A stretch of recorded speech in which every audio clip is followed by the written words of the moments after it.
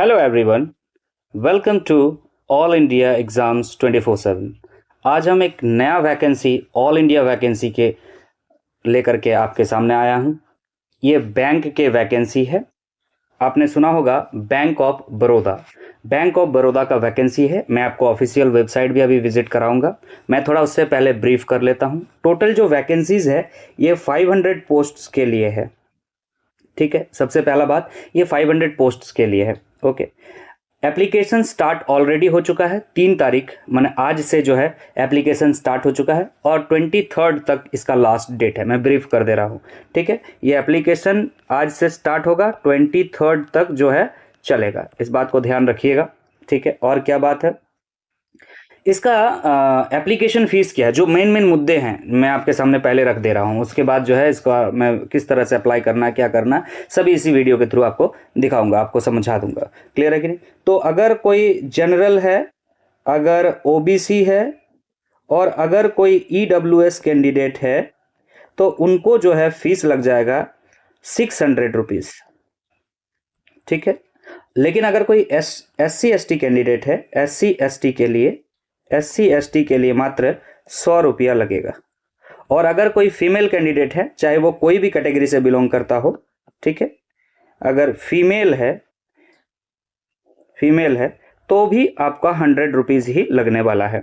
तो ये रहा बात किसका ना, आपका फीस का, कि क्या फॉर्म भरने के लिए फीस चाहिए होगा। क्लियर है कि नहीं है? ठीक है, आगे बढ़ते हैं।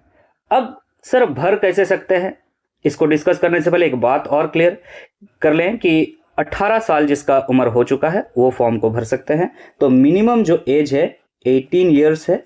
ठीक है, और मैक्सिमम एज इसमें बोला गया है 26 ईयर्स है। इस बात को भी ध्यान रखिएगा। मैं नोटिफिकेशन आपको अभी जस्ट दिखाऊंगा, मैं ब्रीफ कर दे रहा हूं उससे पहले ही। क्लियर है कि नहीं? अच्छा, ये जो मैंने बात कहा विदाउट रिलैक्सेशन, आपको हर कैटेगरी में अलग अलग रिलैक्सेशन है जो कि मैं नोटिफिकेशन में आपको दिखा दूंगा, आपको दिक्कत नहीं होगा। तो जैसे कि मैंने कहा कि टोटल पोस्ट 500 है, बट कौन से कैंडिडेट्स इसमें एलिजिबल हैं, कौन भर सकते हैं? तो मात्र इसमें जो क्वालिफिकेशन मांगा गया है 10th पास, मतलब मैट्रिकुलेशन अगर आप पास हैं तो ये फॉर्म आप भर सकते हैं। कोई भी रिकॉग्नाइज्ड बोर्ड से हो सकता है, स्टेट बोर्ड हो, सीबीएसई हो, आईसीआईसीआई हो, आप 10th पास होना चाहिए। क्लियर है कि नहीं? साथ में एक बात यहाँ पे क्लियर कहा है कि लोकल लैंग्वेज की जानकारी होनी चाहिए, मतलब किस स्टेट का कौन सा लैंग्वेज लोकल है ये भी जानकारी होना चाहिए, जो कि नोटिफिकेशन में आपको दिखाएंगे हम। क्लियर है कि नहीं? फिर से कह दे, पोस्ट किस चीज का है? पोस्ट है आपका ऑफिस असिस्टेंट का। क्या है ना? Office assistant. मैं लिख देता हूं ऑफिस असिस्टेंट का। और ऑफिस असिस्टेंट को हम लोग अपने लोकल लैंग्वेज में क्या कहते हैं? पियोन कहते हैं। और यही पियोन के लिए जो है एडवर्टाइजमेंट रिलीज किया गया है। तो चलिए आपको लेके चलते हैं इसके ऑफिशियल वेबसाइट पे। क्लियर है कि नहीं? यही वाला फॉर्म है। और आगे चल के आप देख पाएंगे क्या कि आगे चल के देखिए, नीचे जाकर के यहाँ पे आपको ऑप्शन मिल जा रहा है किस चीज का? अप्लाई करने का। आप देख पा रहे होंगे। क्लियर है कि नहीं? आप यहाँ पे अप्लाई कर सकते हैं। ठीक है, अप्लाई से पहले आपको क्या जानकारी होना चाहिए? तो मैं यहीं पे क्लिक कर रहा हूँ, जस्ट इसके नीचे देखिए नो मोर लिखा हुआ है। मैं नो मोर में क्लिक करता हूँ। जैसे ही मैं नो मोर में क्लिक किया, आगे का इंटरफेस ओपन हो गया।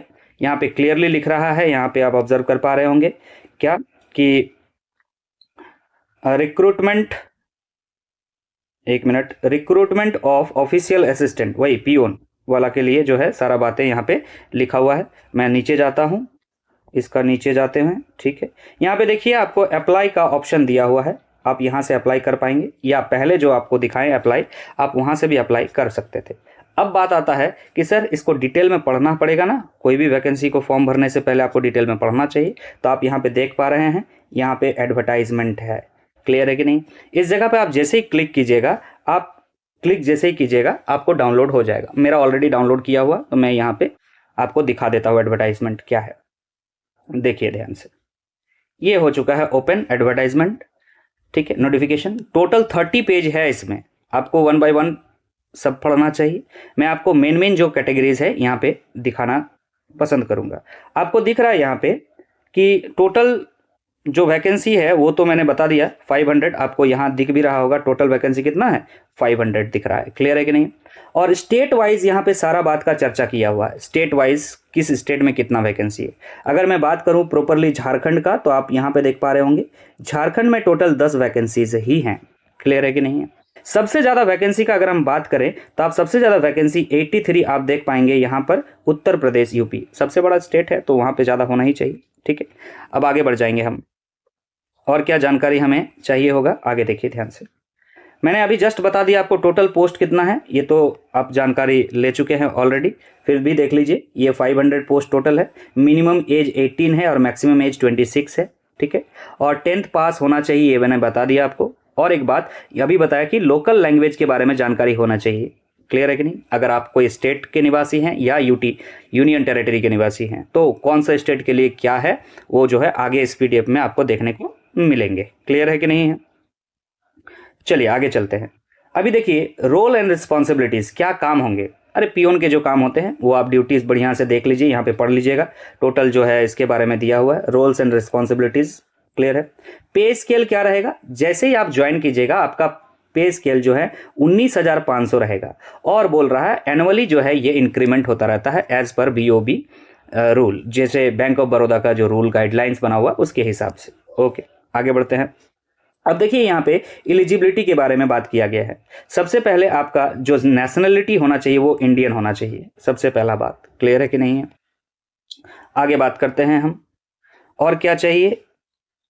एज के बारे में मैंने अभी डिस्कस कर ही दिया था, फिर यहाँ पे एज आप देख पा रहे हैं क्या कि एज जो है 1 मई से, मतलब 1 तारीख मई से जो है काउंट होगा।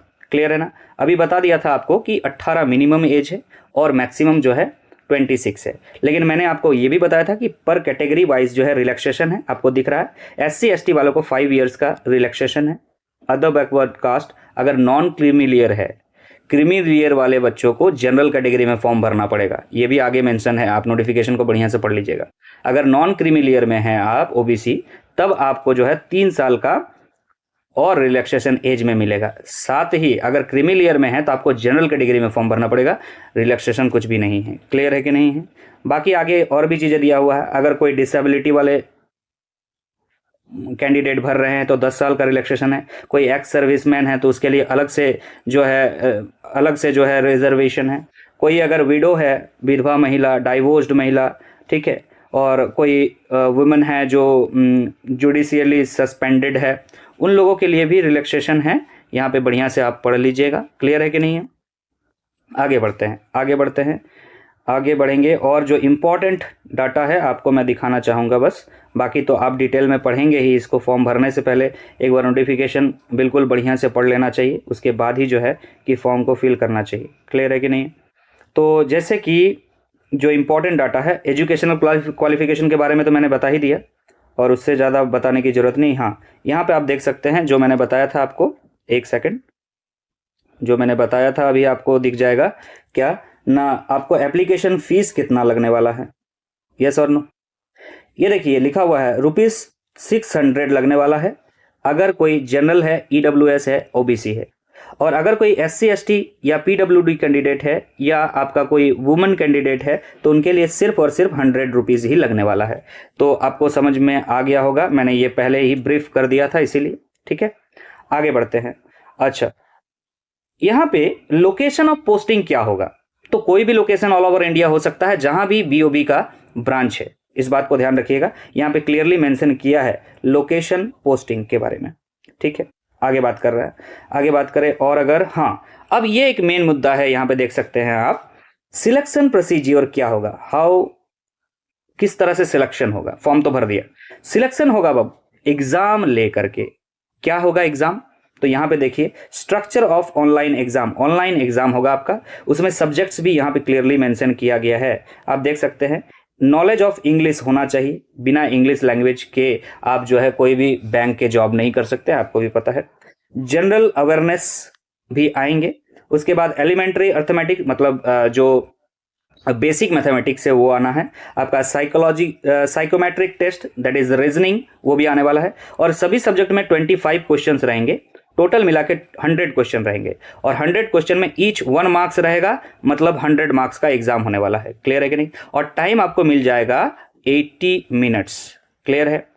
एक बात ध्यान रखिएगा कि मीडियम ऑफ टेस्ट क्या होने वाला है, हिंदी इंग्लिश तो रहेगा ही, और ऑफिशियल लैंग्वेज ऑफ स्टेट और यूटी, इस बात को लिख रहा है यहाँ पे। इस बात को समझना जरूरी है आपको कि official language of state and UT जो लिखा है, इसका मतलब यहाँ क्या समझाना चाह रहा है। यहाँ पे ये समझाना चाह रहा है कि जिस स्टेट का जो ऑफिशियल लैंग्वेज है उसमें भी क्वेश्चन जो है आपको मिल सकता है। तो देखिए यहाँ पे ये डाटा पूरा बढ़िया से दे दिया गया है। आप देख पाएंगे यहाँ पे कि जितने भी स्टेट है उनका नाम है, और यूटीज उसके नीचे भी आपको मिल जाएगा।